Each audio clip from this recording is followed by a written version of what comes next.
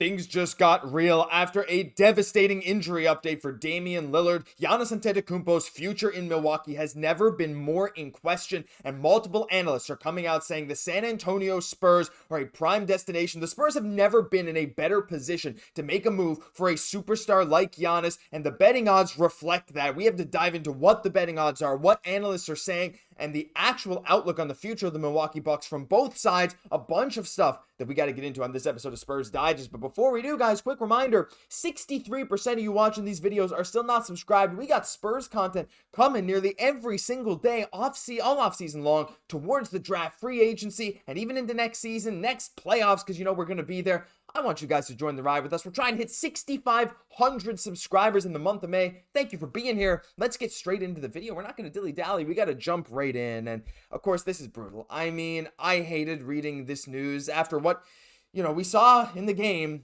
It is what we all feared, and it's a torn Achilles for Damian Lillard. And right now, his future looks incredibly uncertain. Now, what I will say, look, to be on the positive side here for Bucks fans and honestly just fans of the game, I like watching Dame. It just sucks to see any superstar go down with an injury like this. Modern medicine has been great. Players have been returning from torn Achilles at a higher rate than ever before. It's no longer a career death sentence. But the problem is, you got to assume he's going to be out probably all of next season. And if that's the case, he's going to be 36 years old with a $63 million player option coming right after that. It's not ideal for the Milwaukee Bucks. So ultimately, we just got to play it as it is right now. The Bucks have a few options, but one name that's been surfacing constantly. Look, if you're a Spurs fan, if you're just an NBA fan, you know that Giannis's name has been on the block. I mean, for a while. Of course, he did sign that 3-year extension in Milwaukee, and he signed there for 25, 26, 26, 27, and it's a player option the year after that. You have to assume he would take it unless he can sign a much longer term extension wherever he is at that point. But Giannis, of course, 30.4 points a game, 12 rebounds a game. He is a top 3 player in the league. He's an MVP finalist for a reason, former defensive player of the year. He's insane. Look, his name is so long that it messes up the graphic, right? So it's unbelievable. Maybe we got to fix that. I didn't even notice that till right now. But look, we all know what Giannis is, and his future in Milwaukee has come into question. And let's be honest, the Spurs, if you compare him with Wembanyama and maybe get some shooting alongside those guys, they'd be absolutely unstoppable. So right now, before I dive into this even further, do you want Giannis? I know we've had multiple videos talking about this. You guys have shared your thoughts. But now that Milwaukee has potentially, again, we don't know what they're going to do with their future. I'll dive into some of that in a second. But they have lost a bit of leverage with Giannis Antetokounmpo right now. They might have to go in a rebuild. They just signed their GM, John Horst, to a longer-term extension. There's some question marks around the Bucks organization. And when it comes to, if they are to trade him, who tops the list other than the Brooklyn Nets? But the San Antonio Spurs are second. Our Spurs, again, in terms of trade assets, the Spurs are up there with the best teams in the league. Of course, we got those Atlanta picks. We have young players.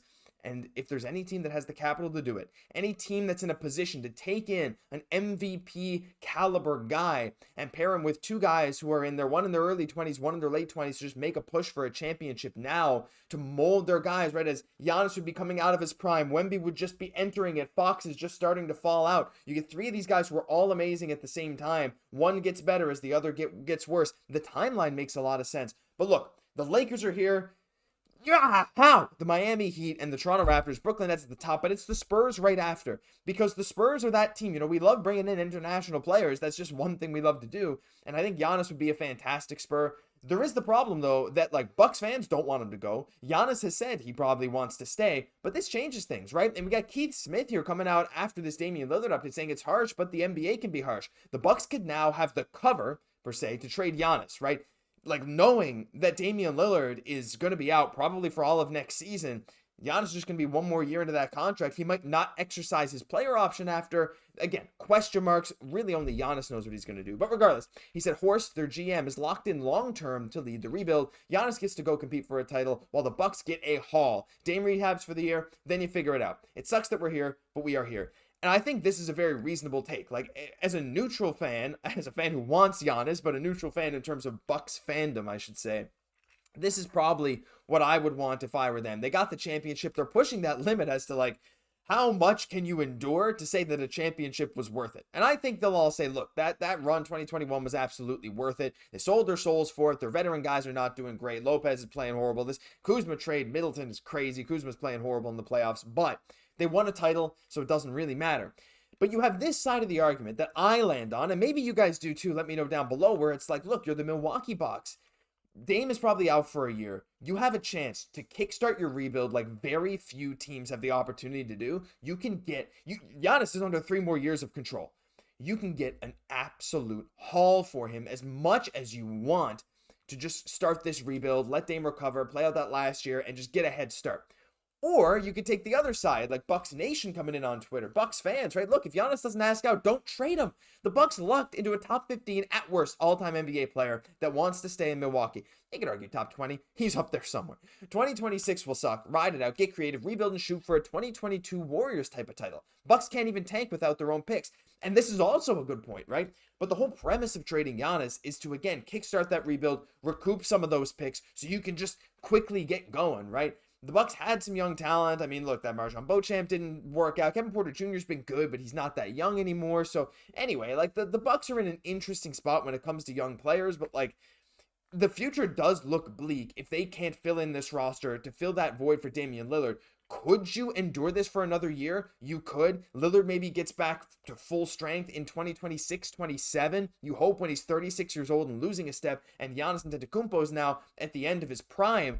It's like, well, I mean, he could be me now, but like still. So there's two sides of this argument, and I want you guys to let me know which side you're on. Because honestly, if I were a Bucks fan, like I also get it too. Like, let the guy just retire with your team. Like, if Giannis wants to stay, I would totally get that as a Bucks fan. Saying, look, we won our title. Let him ride into the sunset with us, whether it's pretty or not.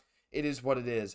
However, like, if you do that, you're probably ready to suffer for a long time. If you don't have that many, you don't have your own picks to go. All your guys, your top guys are aging, and when they're gone, you got nothing really left, and you'll be stuck in purgatory for a while. Or you kickstart it now. But of course, the Spurs have been linked when we're talking about Giannis trades all the time. This was Nick Wright's proposed trade that I believe Keenan talked about in the video, and look, I mean, this is the price it's going to take to get Giannis, a super mega star, one of the best players in NBA history, a guy who's insane defensively. The caveat that he doesn't really shoot very well, and on a team with Fox and Wemby, meh. But again, it's Giannis, so you kind of just figure it out. And you get 3 years of control, right? And that's the thing. So you'd have to trade out, in Nick Wright's opinion, Stephon Castle, Keldon Johnson, Harrison Barnes, and 5 first-round picks. And let's be honest, in terms of strictly value, that's probably what Giannis is going to cost. And in terms of teams that could give that value, the San Antonio Spurs definitely could.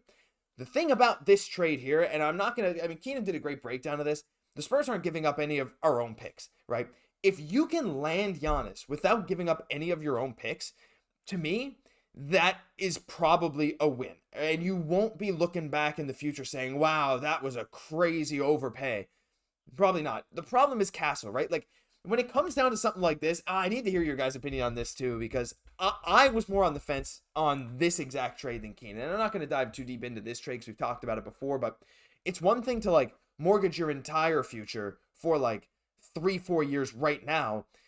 Like, Castle, let's be honest though, Keldon Johnson, Harrison Barnes are not really the future, but the draft picks kind of are. But if you can keep your own picks, and yeah, you're getting rid of Stephon Castle, but like at the end of the day, you'll have your own picks.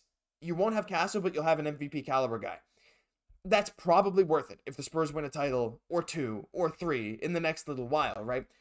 I think the outcome sometimes skews our perception of trades. Obviously, it's not even like skewing, but like a player could give you a ton of value, and if you have multiple straight second and like second round or conference final exits, you might look back on that trade and say, was it really worth it? This championship or bust thing, it is a thing, and it's a bias in our minds.